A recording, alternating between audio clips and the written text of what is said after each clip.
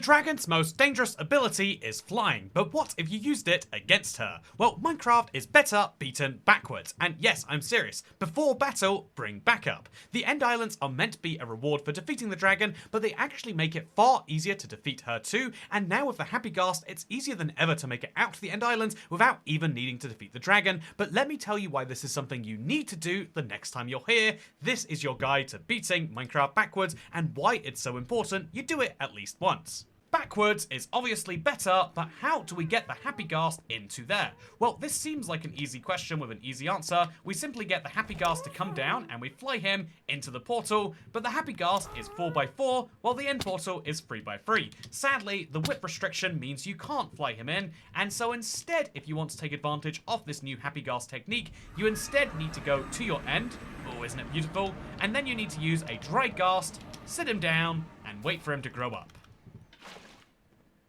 This will take a while. Hey, there we go. Look at it. We got a Ghastling, which now then still requires some snowballs, or some more time, to turn into a real Happy Ghast. I'd recommend not doing this so close to the island, but whatever. Then, we simply put our harness on him, and you're not going to believe how easy it is to fly to these end islands. Sorry, wait, did I say easy? I meant the opposite. So as you can see, we need to travel the 1,000 blocks between the end island and the outer islands, but at a Happy Ghast pace, this will take us, well, about 13 seconds for every 50 meters, which means for every 1,000 meters, we need to do more like 260. So 4 minutes of straight flying, which honestly is not as good as people make it sound. I think that when you're playing Minecraft, spending 4 minutes watching your end disappear, and then slowly floating around a purple void where the only sign of your progress is actually, oh wow, that's cool, is the fact that your coordinate is going up, can be just a little depressing, which is why I recommend something else. If only because it's at least slightly more productive, maybe not even faster, but if you want to instead go 1,000 blocks, you don't need to wait 20 minutes plus the extra time for your Happy Ghast to grow. Instead, what you need to do is bring just 2 and a little bit, so 2 stacks will do it, but 2 and a bit stacks of oak logs or any other logs to the end of you, because every stack of logs becomes 4 stacks of planks. Every 4 stacks of planks becomes 8 stacks of slabs. Every 8 stacks of slabs will get you halfway towards the end islands. Seriously, I could be further towards the end right now than I am at this current moment by using a single stack of logs, and so 2 stacks of logs get you 1,000 blocks with the extra 16 to make sure that if the end islands aren't playing in your favor, then you'll end up good. So although this is an option, the Happy Ghast is great, I would just say this is a huge time investment compared to just chopping down some trees and then using those to make a giant bridge, so that's something you might want to do instead. But I'm committing to doing it this way for the rest of this video, and so what happens when we approach the end? Well, to put it simply, glory. The feeling of knowing that you are meant to defeat a dragon, throw an ender pearl through a portal and go through lots of steps to find this terrain, but you did it without having to do any of that, is a fun feeling by itself. I think that there is a significant argument to be made that beating Minecraft backwards is just fun by itself, but I'm going to continue to argue about why it's better with my second case. So regardless of how you get to the end islands, the first thing you'll want to find there, that isn't chorus fruit if you're desperately hungry, but you probably shouldn't be, is of course an end city. However, there is a big threat in these end cities, and although it's not as dangerous as a dragon, these guys have one big power. You're probably familiar if they just hit Enderman with it amazingly. These guys have one big power, which is the ability to levitate you, which actually can get you murdered. Get hit by too many of those bullets in a row, and you'll get an achievement, and then obviously after that, you'll die. So what do you do to avoid this? Well, my recommendation is go first for the end ship. Not every end city has one of these, but it's worth going for the ones that do, because all you have to do is use some of those blocks you should already have. If you don't, use a pickaxe, and then stack yourself to the very top here,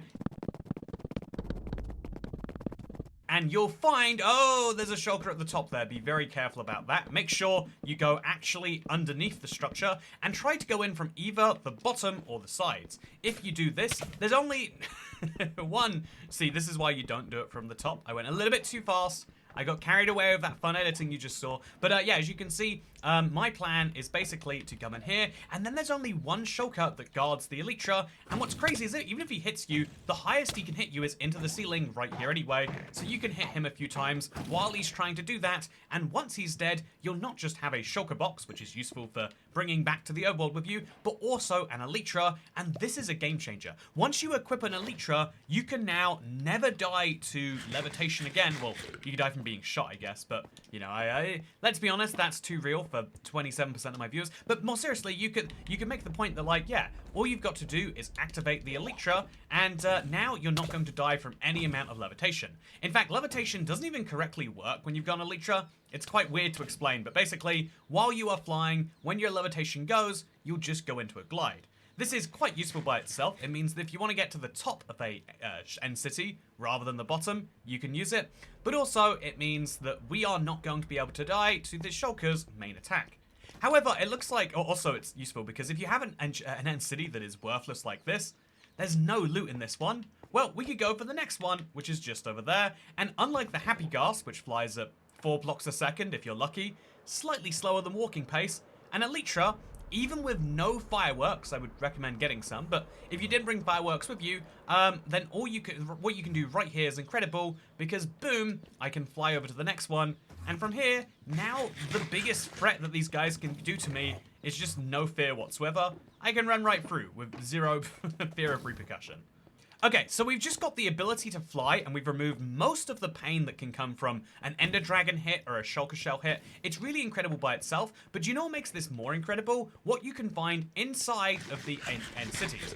And you're going to want to do precisely that, because there is something incredible that can be found in these end cities, and if you've never gone here for the loot before, you might not realize just how good it can truly be. So right here at the kind of 2-story rooms, you can find these chests that will contain sometimes diamond armor, sometimes diamond pickaxes, sometimes the most incredible enchanted iron pickaxes you've ever seen. I think that's better than what I'm using right now, and even beetroot seeds. Yeah, that's a bit of an oddball. However, Minecraft has one critical issue, which is until you defeat the Ender Dragon, you can't bring your stuff home. If you start defeating the Ender Dragon and you realize you're missing something, the only way to get more stuff into the end is to throw it into your end portal, or to die and then, you know, go back in with it yourself. However, the End Islands actually provide a clever solution to this, because not only are we surrounded by brand new blocks you can't find in the overworld, these purple blocks, etc., but we also have a way to get them to the overworld without us ever having to defeat the Ender Dragon. I can take all of this stuff back there with me, this nice Curse of Vanishing shovel I got. I can take it all back there with me, and amazingly, that means that I can take my stuff out of the end. Because fun fact, the end chest is actually stored in your player data. It's not stored in the world in any way, which is why you can't put, you know, like a hopper underneath an ender chest or anything like that. But because of the fact that the ender chest is stored to your player, you can actually take things out of the end by simply using one of these, storing your stuff in it, then making an end chest in the overworld. You never need to defeat the Ender Dragon if you don't want to, and I think that's really, really cool, because there's so much good loot out here that honestly, if you're going to the end for the actual benefit to you, maybe this is the way we go about it. Thank God I left a pickaxe with myself. I was scared I put it all in the chest there. But yeah, I recommend just coming in here, maybe killing a shulker or two. It shouldn't take too many hits, and then checking out what goodies they have for you. In this case, I've got a Curse of Binding chestplate that I don't think I'll be taking. But yeah, end cities are absolutely filled with loot, and if you know where to go, you can get it without too much of a fight, as I've hopefully proven. I'm wearing literally no armor. I have the choice of some bad armor. Should we put it on?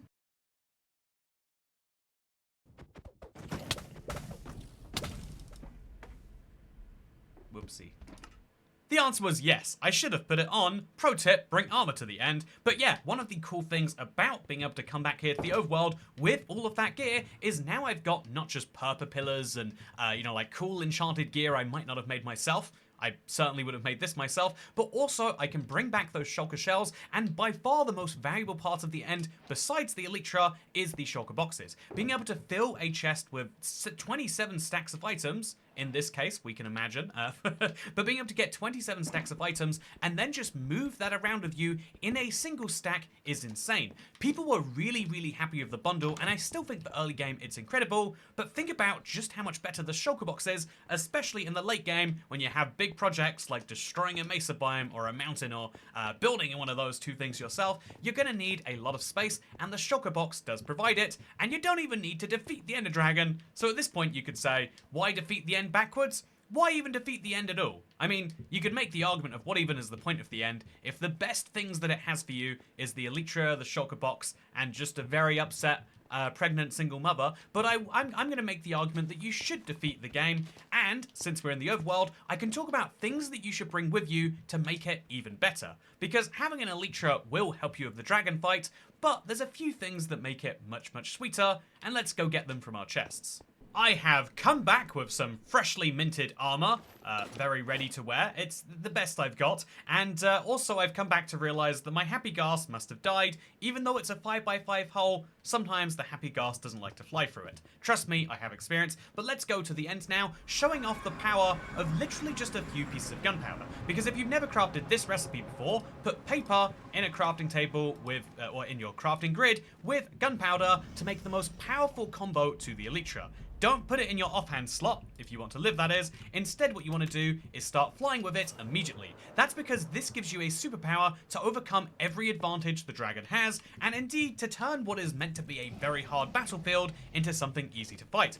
Let me show you just how powerful flying is though. The dragon has a big ability, which is to fly very quickly and very powerfully at you, but you can just fly out of her way. So why should you defeat Minecraft backwards? To kind of put it all simply into one place, you get the most powerful foil to the dragon's ability, which is you can match her mobility, and just like this, she flies at me, I fly away, and into a wall apparently. But still, it means you can deal with most of the pain here, and just to kind of add a fun point, I should note, so yeah, flying around the Ender Dragon is a lot of fun. It can be risky. I'd recommend staying away from the main end island. But also, this provides a solution to one of the most painful issues, which is these end crystals. I've died to intentional game design a fair few times.